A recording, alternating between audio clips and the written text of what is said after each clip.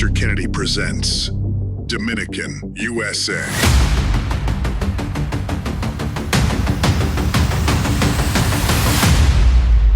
Welcome to Dominican, USA. My name is Mr. Kennedy. We're coming live from the rooftop studio here in the heart of Santo Domingo. We have breaking news for you. Several days ago, the United States military, launched an attack on Venezuela. Right off the coast of Venezuela, they took out several strategic air bases that Venezuela has, and they managed to extract Nicolás Maduro and his wife, Cecilia.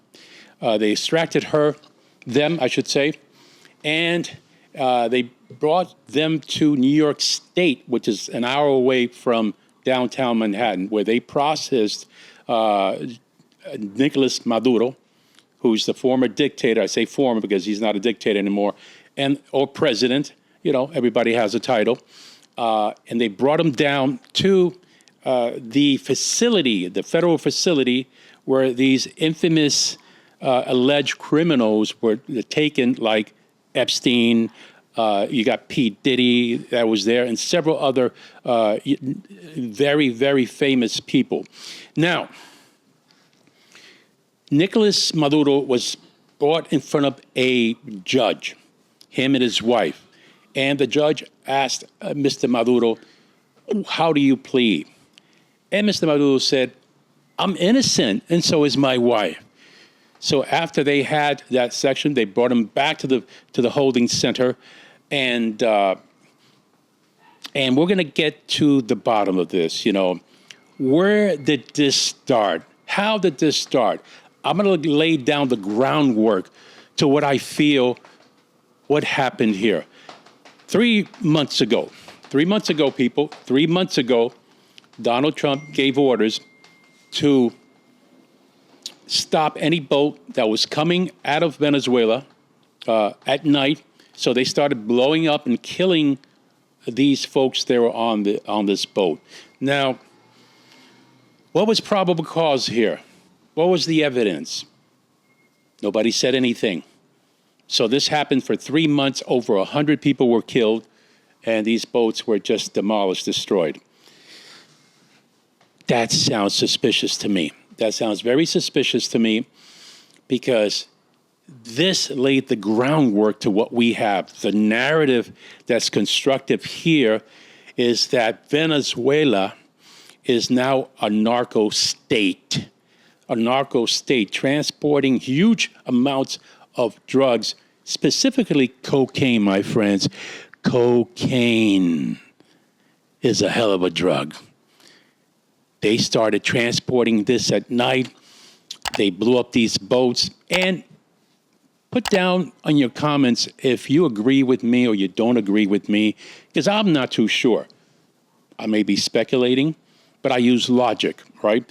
So what occurred is that now the president, Donald Trump, in the United States of America, had a narrative. They constructed this narrative, and they put two words together, narco and terrorism. Narco and terrorism. What does this mean? That for the United States, who has a big issue on drugs, overdose, crime is going up. People are just dying. They're dropping like flies. Yes, we have to recognize America has an insatiable appetite for drugs. And so this narrative is created. Now, we put these two words together, narco and terrorism. That's one word. Terrorism is one word the American people despise and they fear. You could put any word with terrorism and you're going to get an explosion. Insecurity, food insecurity, terrorism. Healthcare, terrorism. Climate change, terrorism. You name it, you put it together, and we are fearful of that. Now, I want to just talk to you about this because, you know, I have questions here. I have lots of questions here. Lots of questions as to why this is happening. So now that Mr. Maduro is incarcerated He's going to be held accountable for his acts. Hopefully they would have some evidence on him to convict him. What's going to happen to Venezuela? Everybody's talking about the capture of Maduro. They're all celebrating in Madrid. They're celebrating in Doral, South Florida. They're celebrating everywhere. Here they're celebrating. We have 120,000 Venezuelans that are here living and working in the Dominican Republic, and they're celebrating. But what happens when the celebration is over? What happens when that celebration is over, my friends? You know, the honeymoon is over and reality hits. What is the end game for Donald Trump in America? What is the end game? We want to know. We want to be transparent. We need to know what's going to be the end game for Venezuela, because that oil belongs to them. Did Trump go in just for the oil? No, he didn't. And I'll explain later why I think he went there for several reasons. Now, oil is number one. Venezuela produces 1% or less than 1% of its capacity. They have an infrastructure that's 30 years old, outdated. What I think Donald Trump is going to do, because he's a businessman, you know, I'm going to call him out for doing wrong, and I'm going to accentuate the positive for him doing right. We got to be fair and balanced, you know. We got to be fair and balanced. So what is Donald Trump going to do? Is he going to send troops there and occupy Venezuela for a long period? Because, you know, that doesn't work. Regime change, occupation doesn't work. We saw that movie with Iraq. We saw the movie with Afghanistan. We saw the movie with the Middle East. That never ends well. Occupation and dethroning someone that's in charge never ends well. Okay, so is he going to put troops there?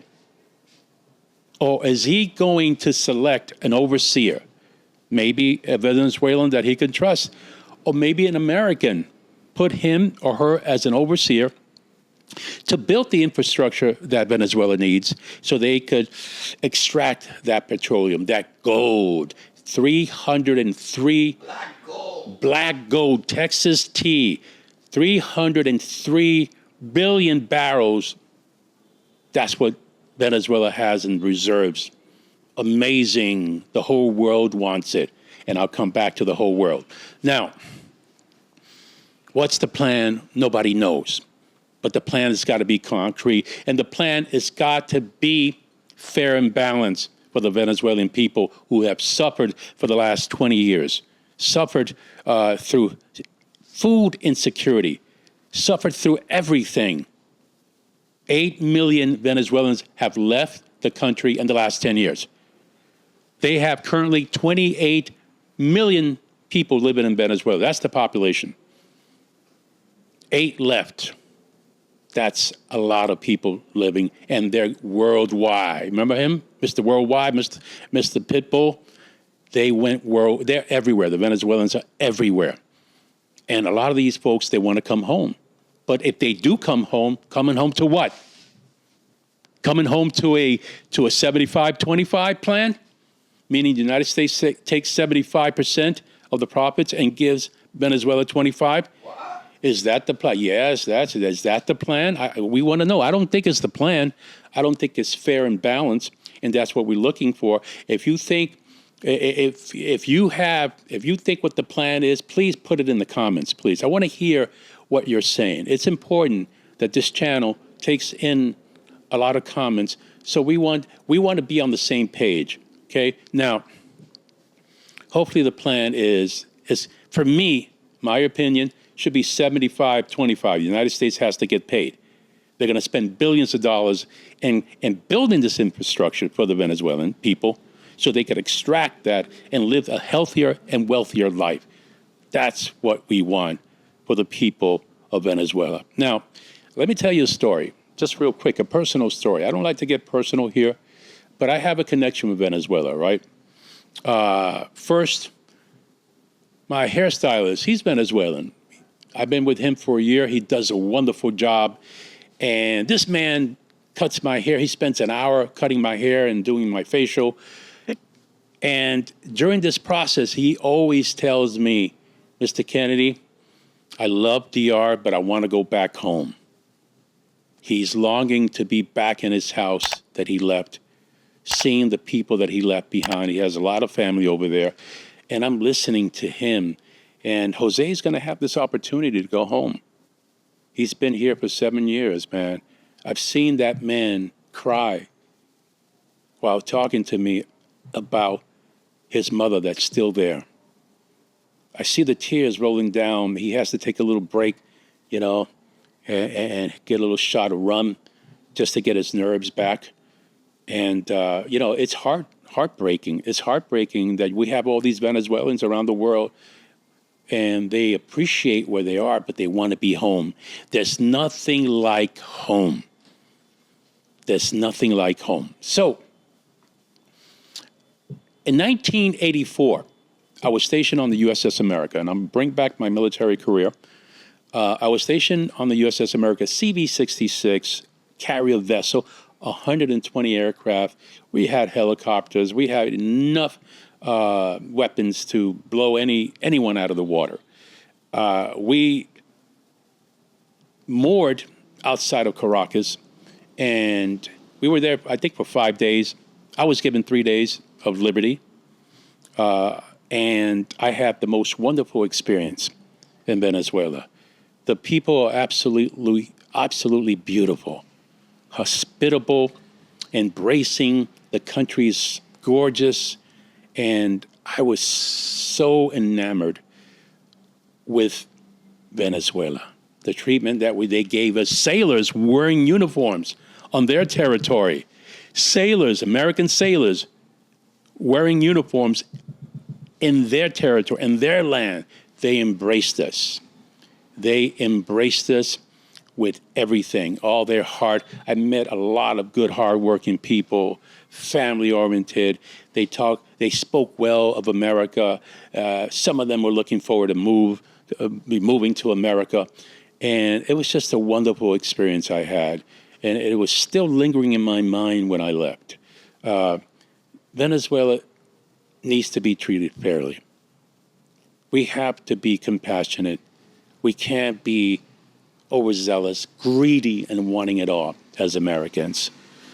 If Venezuela is doing well, Latin America is doing well. If Latin America has stability in all of its countries, America is doing well. Now, let's go back to the drugs real quick. Go back to the drugs. Just to make a statement here. You know, Trump is claiming that there's a large proportion of drugs coming out of Venezuela. On a little ship, on a little boat, coming to Venezuela, that takes a lot of shipment, that takes a lot of boats. The majority or a large percentage of the drugs that come into America come into the Mexican-American border. Those numbers are there, they're clear.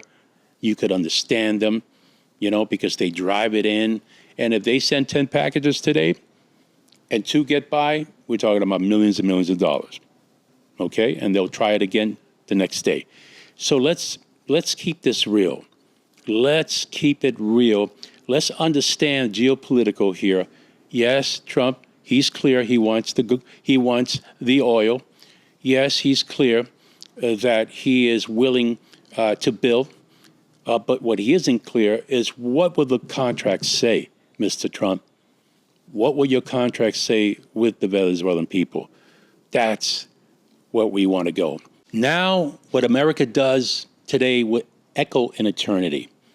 We here in the Western Hemisphere must work together. We should work together with Latin American country, South America, Central America, especially here, the Caribbean where we're at, and Dominican Republic, and work, of course, with America.